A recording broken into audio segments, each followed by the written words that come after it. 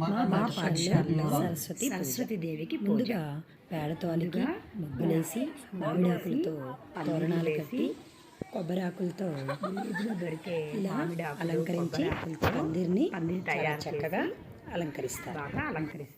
ఆ తర్వాత అమ్మవారిని కూడా అభిషేకించి ఇలా అలంకరించి పూజ ప్రారంభిస్తారు.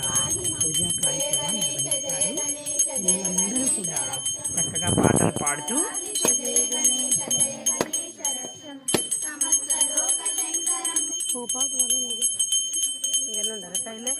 ఈ కొబ్బరికాయలన్నీ కూడా అందరూ ఉపాధ్యాయులు వాళ్ళ తోటలో తీసుకొని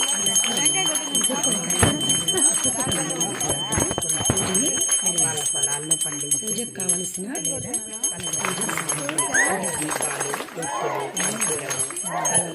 పంచామృతానికి కావలసిన పళ్ళు ఇవి మాత్రం ఉపాధ్యాయులు తెచ్చిస్తారు.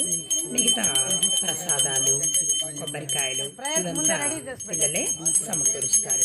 పూజకు కావలసిన పుష్పాలను కూడా పిల్లలే వాళ్ళ విలేజెస్ నుంచి తీసుకొస్తారు.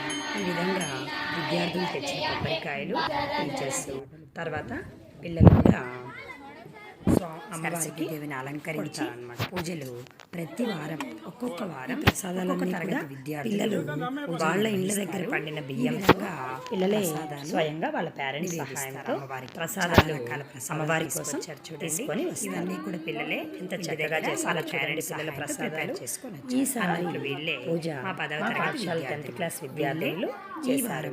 చాలా చక్కగా చేశారు. ఈ విధంగా ప్రతి వారం సరస్వతి అమ్మవారిని పూజిస్తాం. ప్రతి వారం